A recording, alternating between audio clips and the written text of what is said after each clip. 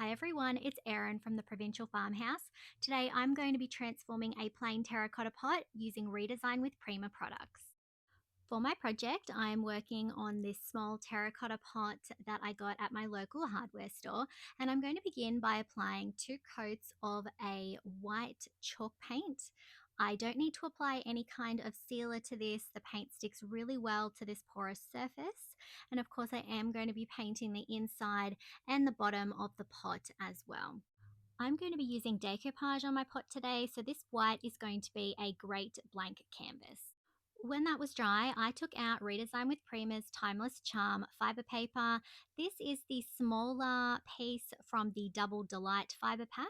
And here I'm just working out exactly how much of the paper I'm going to use. I want it to go all the way up to the top lip of the pot. So once I've worked out how much I need, I'm going to cut it to size and put the other piece aside to use later. I'm then going to be using Redesign with Prima's Decoupage Gel in Matte. I'm going to lay down a generous coat on the pot, and I am going to have to do this in sections because of the shape of the pot. So I'm going to lay down my fiber paper, work out how I want it to sit, and then I am going to be making small little tears here and there to help the paper fit. And I ended up actually tearing the paper apart into 3 different segments so that I could have it arranged the way that I want. So I'm adding extra decoupage medium on each of the edges, applying more when I'm moving on to the next section, and then laying that section into that wet medium. Because I'm tearing the edges, the joins are going to be pretty seamless, and I can just trim off any of the excess fiber that you see here that's quite noticeable. I can just trim that off with scissors, and often it's actually not quite visible anyway, and it sort of fills in any tiny gaps that I may have.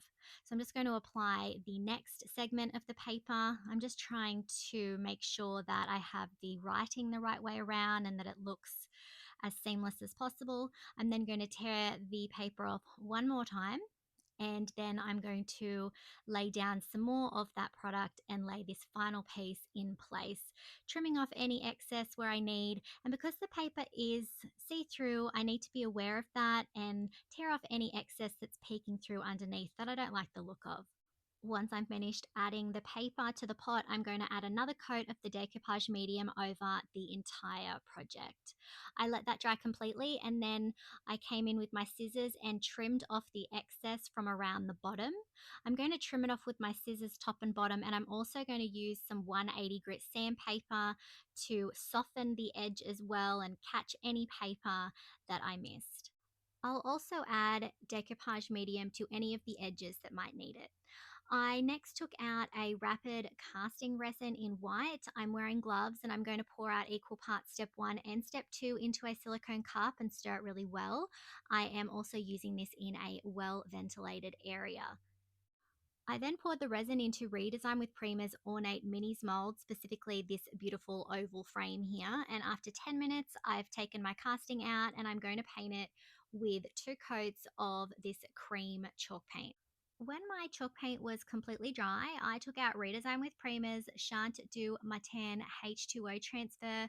This is a beautiful gold design here, and I thought that this particular one here would look beautiful. I love the bird in it, but the frame was a little bit too big, so I'm going to trim off the top section and put it aside for a future project. I then took out my water mister. I'm going to apply water to my dry surface there and then use a wet wipe to spread that moisture. I'm going to peel off the plastic sheet there and press it design side down into the moisture. And then I'm going to hold it in place while I add a bit more water and pressure with the wet wipe and my mister. So I've got my hand holding it in place so that I don't slip. And then I am going to give it about 3 minutes to set up, and then I'm going to go in and carefully start to remove it. If any areas aren't down properly, just put it back down and repeat the same process, a little bit of moisture and a little bit of pressure. I'm sealing my H2O transfer with a satin clear coat, and I'm also going to go over the top of the chalk paint around the outside of the frame. And then I'm going to use an antiquing glaze over the top of the entire piece. This is going to help bring out the beautiful details in the ornate minis mold casting there. But I am going to remove a lot of it from the center there and really have it focused more in the low points. I'm also going to be adding the glaze to the inside of the pot as well so that it can tie in with the frame, which we are going to be adding to the pot soon. I really love to use glaze to create a vintage look as well. If that looks not for you though, remember you could leave this particular step out. I'm also adding it over the top of the decoupage paper here and there, pulling it back with that wet wipe. This glaze actually helped to disguise the transition between the different pieces of paper and of course added for that antiqued look that I was going for. I set that to the side to dry and added some gold metallic paint around the outside of my beautiful frame there. I am not going to go for full coverage. I'm going to paint the whole thing, but pretty lightly. And then I am going to be using a wet wipe to create more of a faded gilded look. I thought that gold went perfectly with this paper, but you could definitely use a different metallic if that didn't suit your style. I'm also going to add the gold around the top rim of the pot. I'm going in as neat as possible and just focusing it on that top rim, not going too far down on the inside of the pot. And I ended up doing two coats to get the look that I wanted. And I also wanted to make sure that you could see some of the gold peeking over the top of the decoupage paper as well. So this is going to tie in really well with that little frame. When that was dry, I sealed the inside of my pot with a satin clear coat. This is just going to be a decor piece, so this will be more than enough. Finally, I'm going to be adding some hot glue to my pot, folding over some ribbon and pressing it into the hot glue there and pulling it around the outside of the pot. I'm then going to have it meet on the other side. I'm also adding a little bit more glue here and there so that I can fold it even further. I don't want to completely obstruct the florals. This is a bit more of a sheer ribbon, but I love this shabby sort of a feel that it's creating.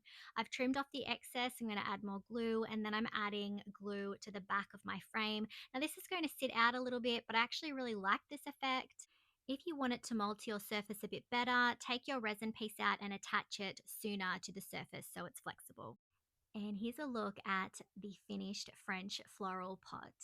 I really love that beautiful decoupage paper paired with the mold and the H2O transfer. Let me know in the comments what you think of this.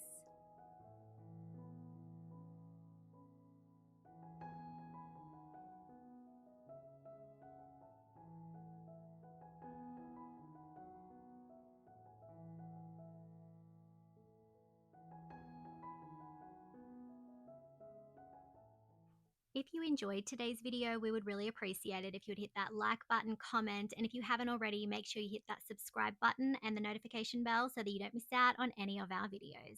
Thanks for watching.